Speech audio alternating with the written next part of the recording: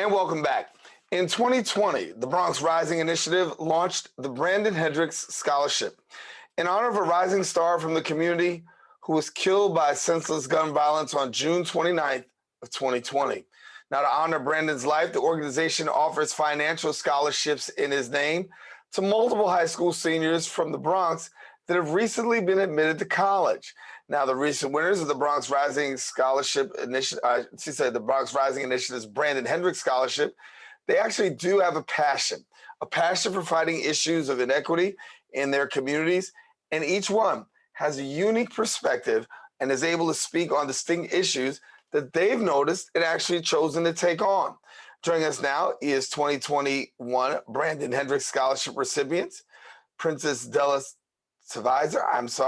Lucki Islam, and Rachel Turbridy.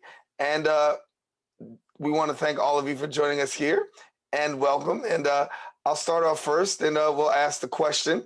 Let me start. Let's see who I'll start off with. I'll start off with, Princess, and I'll talk to you about it for a second. Princess, give us a little bit about, first of all, your reaction to actually winning the scholarship. I was honestly very surprised. When I got the email, I didn't feel like it was real. I just felt so honored to have been chosen as a recipient of the Brandon Hendricks Scholarship, and I feel like to have been given this opportunity will allow me to really fight for the inequity that I have seen in the Bronx community and trying to get people to advocate for it and find solutions to it. Yeah, I'm gonna come back to you in a few minutes, but thank you and congratulations to you. I'm gonna ask Lucki, what does it mean to you to be a recipient of this award, knowing how Brandon died and knowing that there's a fight now for justice? I wasn't really close with Brandon, but like my brothers and some of his our close friends knew of Brandon. So we don't really call him Brandon. We call him B Diddy. And so just to know that I told my brothers, I think the first thing I told them, I was just like, yo, so I won this scholarship and they're doing a halftime show. Would y'all be able to come with me? And I think that initially rather than just feeling I feel like with a lot of things I didn't feel ecstatic or I didn't feel excited. But I feel like I was just like, oh my gosh, this happened. And then later I kind of felt very heavy. I felt very sad and just it brought back a lot of things. And I feel like I haven't really processed the whole winning things. And I feel like when you're from the Bronx, you feel like that a lot in terms of accomplishing big things like this, because it's hard for us to believe and I don't think that I'm ready to confront a lot of things yet. And that's just how I feel right now about the success. But I feel really good about it. Yeah. Well, congratulations, and I know that it's very hard for you, knowing and being connected to your family, being connected to Brandon, and really now taking that and going into another level. I understand. I understand a little bit of the heaviness. Rachel, talk to me about your thoughts on being a recipient of the award. Well, it was a very honoring experience to first get the email and the notification that I did win the scholarship. And thinking about the significance of that afterwards, after receiving the initial shock, I felt very honored that what I wrote about in my entry about being a musician and wanting to influence my community to get to know music and have that privilege of learning through resources like me, I realized that it can be quite significant in the midst of many difficulties and societal problems, such as reasons why Brandon ended up passing away. And it's something that I realized that bringing something like music, bringing a great resource and a source of creativity to people in my community and beyond can be a great impact to prevent future tragedies like these from folding out. And I feel that winning the scholarship will have me continue to explore exactly how I can tackle those issues with music and with the people around me passionate about music as I continue moving forward in my career. So those are my thoughts as of now. Yeah, Rachel, that's awesome. And congratulations again to all of you, Rachel, Princess, and Lucki, for being scholarship recipients. And each of you had the opportunity to really write and deal with a particular issue of social justice and inequity. And share with me a little bit, Princess, because when it comes to you, you want to focus a little bit more on the healthcare disparities and what's going on with disparities in healthcare. So tell us what's on your mind. So, I just graduated from a health and science charter school. So my school really honed in on the health and sciences. So with honing in there, I was able to see that there was a disparity in healthcare, and seeing that students in my school were able, not everyone was able to access healthcare, and seeing the effects of that on them, and then what my school and the clinic it's partnered with were doing to help ease this disparity and reduce it, really made me want to address it on a larger scale and advocate and push for the healthcare disparity to be noticed and to be reduced, because it seems like only some people are aware of it.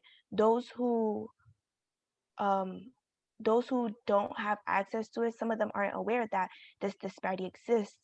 So bringing awareness to them and to the it educates both sides up. Excellent.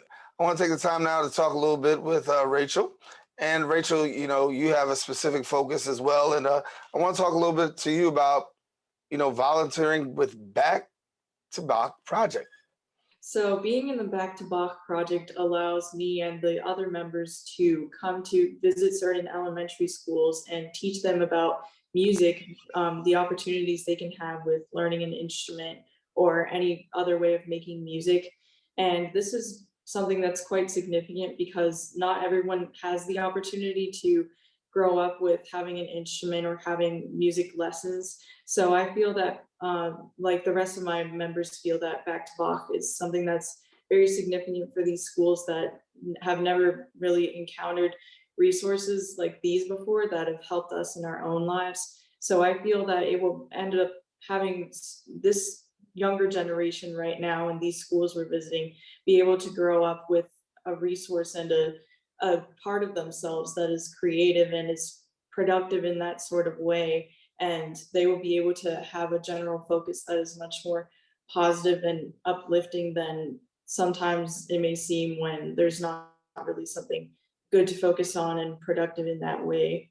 And when you talk about really focusing on the next generation, you're also trying to do some work in this regard too. You want to inspire them and through creativity. So, what comes to your heart when you talk about trying to inspire that next generation through creativity? Well, what comes to my heart is thinking about being in their exact place at that moment and knowing that it can be something that you can allow them to feel relatable to, even if at that age I had been playing an instrument and they hadn't been. It would be something that I can express to them how it allowed me to benefit in terms of having something to look forward to and something to express creativity through. So I feel it ends up being something that uplifts them in that way, knowing that their own self relating to my explanation will end up bringing them into further places in life than they could have imagined at the time without something like music.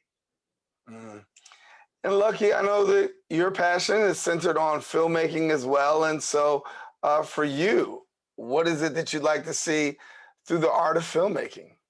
Filmmaking is definitely like a rising passion of mine. I feel like I'm really interested in like the theater arts, and I feel like I want to do a lot within the arts field, like and I think starting off like is I'll start off with like my spoken word, and I think that like going back to like music and just like I feel like poetry is also like a type of like music in a sense, and I feel that like I really want to focus on the arts and like use that to like not like heal, but I feel like work on like the traumas of like young boys of color in the South Bronx, and I feel like that there's a lot that goes into like the reasons of why like gun violence happens, or like why like like young boys develop these like mentalities of where like they have to get out the hood or like things like that. And I feel like it is rooted within like poverty, is rooted within like substance abuse and just like like a bad home life.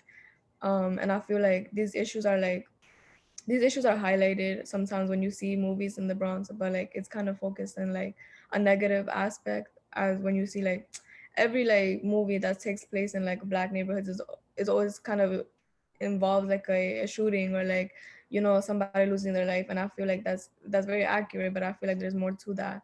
And I feel like sometimes they don't bring value to like the young boy's life in a sense. And like, and I think like using photography too, like within I work in like, I don't work with them, but like I feel like I'm a young member of their organization, and it's called like the Bronx Documentary Center, and they do a lot of like storytelling through photography. And I think specifically focusing on documentary photography, I really discovered my passion, I think, for like telling these stories as a youth, because a lot of the times that like they, not that they don't have a voice, but I feel like it's not a voice that is often listened to, because young boys are looked at as being immature, or like, you know, they're just not wise enough. And I feel like that's like far from the truth. I feel like they have a lot to say. I feel like they have a lot to offer in these spaces, and they don't have to know that because nobody makes them feel that. Like they grow up thinking they're a troublemaker. They get suspended from schools and they get into fights. And I feel like there's more to that. Like they have a lot to offer, and I feel like whatever I do, whether it's theater, filmmaking, like I feel like I want to paint like these narratives truthfully, but I want to paint like real narratives, like of my brothers or like my own friends, not just like made up stories of like some boy that grew up on the block and, you know, he lost his life because he didn't know how to act. But I feel like there's so much truth to it, but I feel like it's rooted within trauma. And like nobody talks about traumas within our like education systems. Guidance counselors, they don't really like offer that help or support, at least from what I've seen in my experience.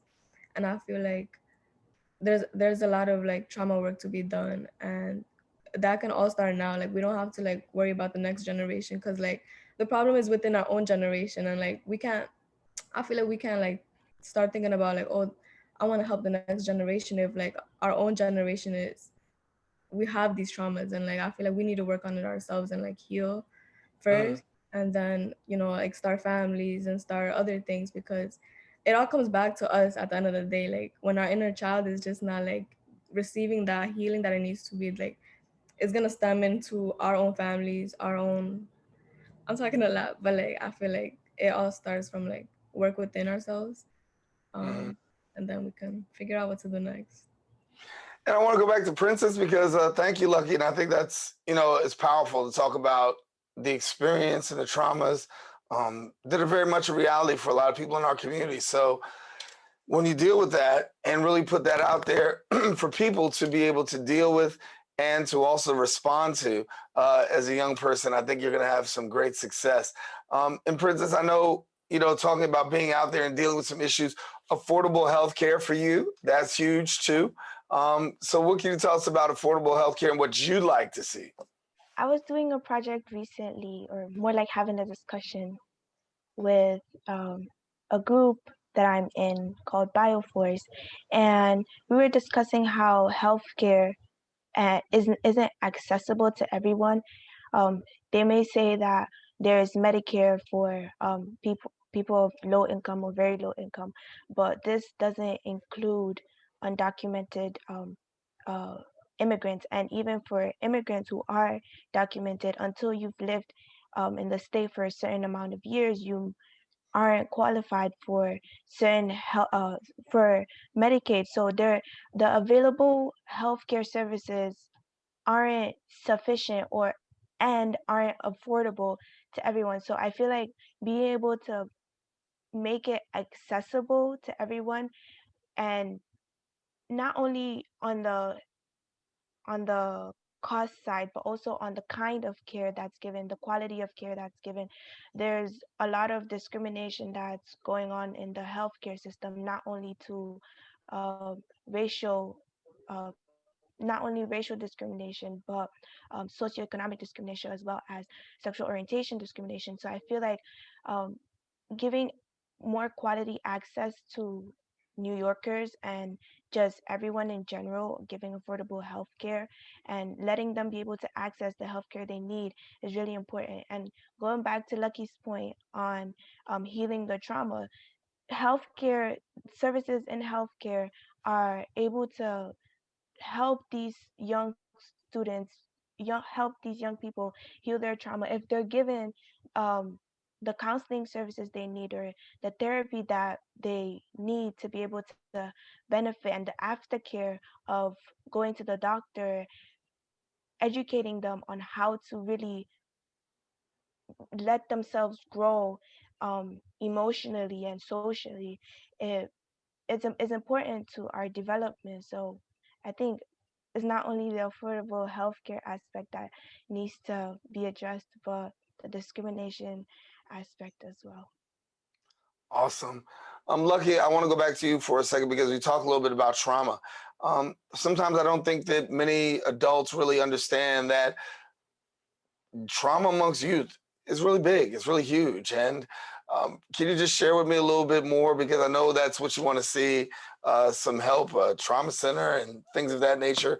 Talk to me about the trauma that youth are enduring and what your experience has been like. Definitely. I feel like I don't even know where to start, to be honest. I think though, like I could only speak for myself. And I think starting off, like I feel like it all starts within like our parents, because my parents, they came from like another country, and it's definitely different from like a lot of experiences. But I feel like it all starts within like how our parents like kind of raise us in a sense. And I feel like there's a lot of like generational trauma that like they experience, and so that comes down to us, and like we don't know it um like while we're growing up, but like we realize that like there's a lot of reasons why we do the things we do, why we say the things we do, and like why we act in certain situations, because of like those inner traumas that we never like really got to like figure out. And that plays out within our friendships, our relationships, because we never like really figured out like how to handle those kind of situations. But I think more so like it's just like a lot of things I feel like I couldn't really like talk to my parents growing up, and I feel like that goes for like death in a sense. And I feel like death is very like, it's a topic that you don't talk about often, other or like you hear people dying back in your country, and it's just like, oh, okay, like I feel for you. I never knew them, so I can't really like say nothing. But when it's like, oh, like my younger brother, like I don't know, he's very like, he seems very hard on the like outside, like, but like he also has experienced like a lot of trauma, like, and my cousin as well. Just like last summer, I want to say, they also like saw like one of their friends literally like die in front of them in the basketball field because it was so hot that like, I'm not sure like what exactly happened, but like for like a 14-year-old boy to see that, like that is just like, that's really traumatizing. And I feel like they're I feel like they're the closest to me, where like I feel like I have to kind of protect them in a sense. And I mean, I can't like do much for them because there's just like a lot of things that they have already gone through that like, I can't do much. They're figuring out like things for themselves. But that goes back to just like school and just like their views on education. And sometimes like young boys feel like, oh, like, school is dumb. Like, I don't want to go to school, like, or they're suspending me because I missed this many days of school, or like, especially with the pandemic, that was really enhanced because we saw that like there was a huge like disparity within like technology in the Bronx, where you see a lot of kids, they didn't have access to laptops, they didn't have access to proper working Wi-Fi, and that affected their attendance in school because teachers automatically assume that everybody has technology, that you have perfect working internet, that everybody has their own room, because as like it's really hard. And I feel like when you grow up in such a small space, living with like 6 family members, one apartment bedroom, it's like those become normal to you. And I feel like it wasn't until like in my high school experience where I realized, oh, there's some people that actually have their own bedroom. There's some people that they could go away if they need to. For like when this whole pandemic was happening, you see a lot of people leaving the city, and that wasn't an option for a lot of the people in the South Bronx, and that's why it was one of the most hard hit boroughs, of course. And I think that goes back to just like what Princess was talking about, like healthcare. There's a lot of environmental racism that happens within our borough, and I feel like the closest therapist that you could get sometimes is like, a lot of people don't even, they can't get access to it. Like I have like a friend that like they live in Connecticut, but like every time they would call the therapist, like they were busy, or like you, it doesn't make sense, And I feel like there's a lot of problems, and I feel like you have to look at the systems that are in place that are enforcing, these things, because they have internet providers, Optimum, like, they charge us like mad money for like internet that doesn't even work. And it's like, because our towers are not meant to sustain all of these devices in one single area.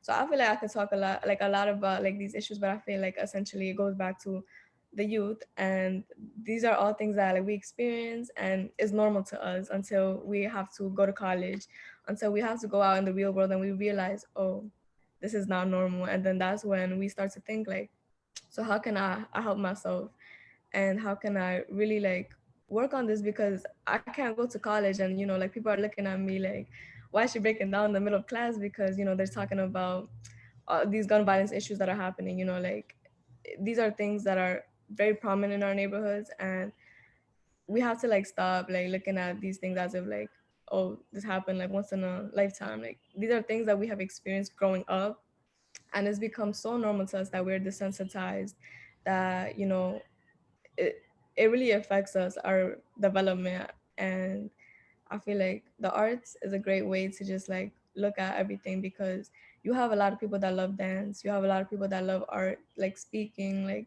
poetry, and I feel like a lot of the things that we want to say, that we want to describe, you can't really like tell it in a story. And I feel like the youth have found the arts in a sense, and like the Bronx is where hip hop originated, so it's just like a lot of Yeah. these amazing things, and we want to bring it to life. And how can we do that? How can we work on our traumas? You work on it through a beautiful way, and I feel like the arts provides that for the youth and just anybody. Like, All right. Well, I want to thank you all for coming and sharing. I mean, honestly, it's been a great conversation, and you guys have enlightened us in a great kind of way. You're great representatives of our young people. I can see why you all were selected as scholarship winners, because you do have a passion, you do have a voice, and I just want to encourage you to continue to use your voice. That even when people don't want to hear, you still have to exercise it. And if you keep knocking, sooner or later somebody's going to answer. So thank you both for being with us, Princess, Rachel, Lucki. Congratulations again, and thank you for being with us here on the Social Justice Forums.